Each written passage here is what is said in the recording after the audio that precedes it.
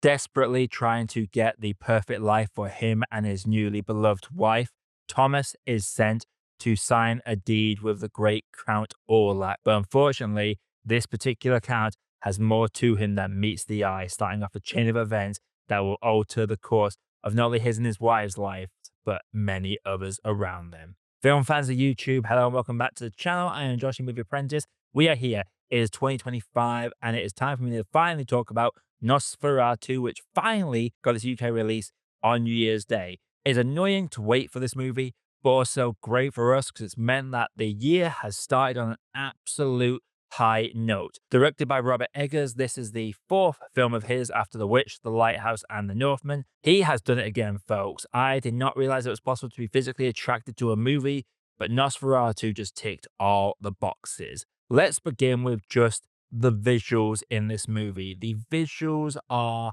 iconic, to put it bluntly. Robert Eggers has this way of telling stories in almost black and white format that isn't quite black and white. It's just all very desaturated with enough color in there so you can tell what's going on, but it really heightens up the atmosphere and tension on screen. Like the way he beautifully executes the first interaction between Thomas and the Count is honestly phenomenal. Like, look at a couple of these images and tell me these aren't almost like paintings on screen. The way the colors and framing is used gives us some striking imagery and almost draws you into an almost hypnotic state as you travel through the first part of this movie in particular. Also, the score in this, there is no doubt this is one of the best scores I have heard in a very long time. This takes the old classic Gothic horror atmosphere and turns it up beyond 11. Vampires, it is just nice to see they can still be scary. This is the scariest vampire movie I have seen since probably Let the Right One In / Let Me In from way back in the day. Whilst we have had good vampire movies in the interim, even the scary ones have had a bit of campiness, a bit of fun, a bit of elegance about them. Like Abigail last year was a fantastic movie, but there was definitely an air of campiness to it and an air of comedy, and that was both a positive and a detractor for me when it came to Abigail. Nicolas Hoult, who plays Thomas, delivers an incredible performance with what he is given.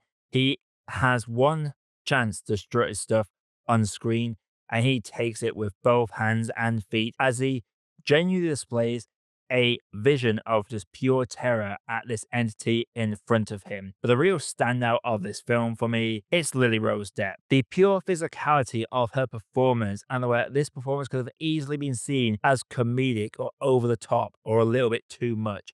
There were so many ways this performance could have gone horribly wrong, but she manages to carry this film with a sense of dignity and a sense of pride that radiates off the screen. And her dynamic with Bill Skarsgard, who plays the Count, is second to none. Bill Skarsgard as well is phenomenal. Like, he just exudes creepiness, and the look he has in this as well. Like, it's incredible. This baby-faced young man that is just so adorable in Boy Kills World looks like this in this movie and just delivers such an intense, intimidating performance. Like the Nosferatu, this is the vampire my generation's grandparents were scared of. This really harkens back to old school Gothic horror. It brings back a lot of the very old vampire tropes, from the rats to the summoning of wolves to the way they can get in people's head and manipulate them. There's a fantastic shot where he reaches out and you see his hand basically covering the land like a shadow, like a curse,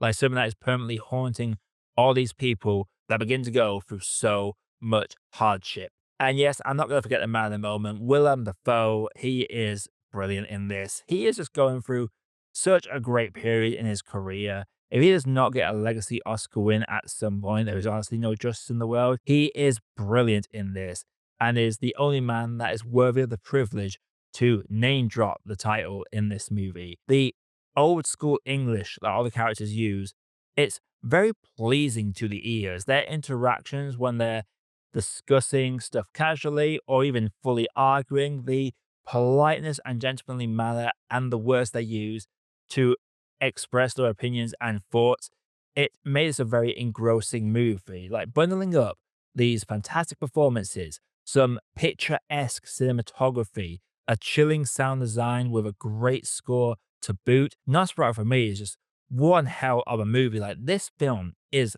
art. It simply just is art. Robert Eggers has outdone himself with this one. This is Gothic to the next level. Guillermo del Toro is known for his Gothic sort of movies. Robert Eggers has come in and shown people what elevated horror can be when it comes to vampires and just the Victorian era. Like, the way it jumps between having almost black and white scenes to scenes that have the most minute bit of color just really pronounces it. Like, this man's direction in this is so damn good. Nosferatu for me is just one hell of a movie, and one hell of a movie to start off the year with. But before I get into my overall grade for it, if you like what you're seeing on the channel, click the like button and subscribe for more video reviews that's coming all the time.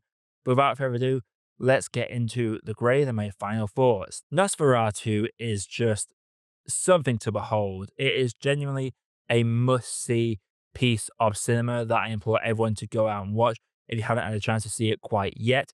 The atmosphere it builds, the score sending chills down your spine. There is a genuine terror about this character. Like, I cannot understate the interaction between Thomas and the Count when the Count demands to be called Lord. There is a sense of charisma and antagonism about this character. There is a sense with this character that you cannot help but feel afraid of them, and Nicolas Hoult carries that response perfectly. And one thing I like about Eggers' films is he goes out of his way to subvert expectations and break hidden rules. There is a couple of deaths in this that are absolutely brutal and come out of almost nowhere, but they are so well effective. And considering this character's main trait is that he is lusting after the lead character played by Lily Rose Depp, he is still a terrifying individual to comprehend. And just so many scenes in this are just great small bits of exposition and discussion exchange between two characters, particularly between Willem Dafoe and Ralph Ineson. Those two have a great little bond in this one. This is one that's all about atmosphere, it's all about chills, and the horror elements aren't too bad either. For me, I'm going to have to safely say that Nosferatu is a perfect cup of tea. So, Robert Eggers' Nosferatu, have you seen it? If you have, let me know your thoughts down in the comments below. And again, if you like what you're seeing on the channel so far, click the like button and subscribe for more video reviews like this coming all the time. And until next time, everybody, I am Josh, I have been Movie Apprentice, and I'll see you all in the next video.